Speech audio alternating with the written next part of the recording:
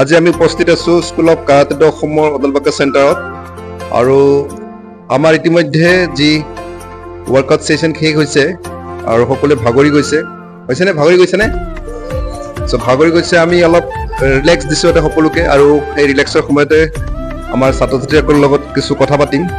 মোৰ নাম ভবিয়ান চান্দুলে। ইয়াতে ক্লাছ কৰি কেনেকুৱা লাগিছে? বৰ বেছি ভাল লাগিছে। এই ফিজিকেল এক্টিভিটিবিলাক কৰি এক্সাৰচাইজ ইমান কৰি মোক ফিট ৰখাবলৈ ভাল লাগিছে যাতে मैं फिट रहूं।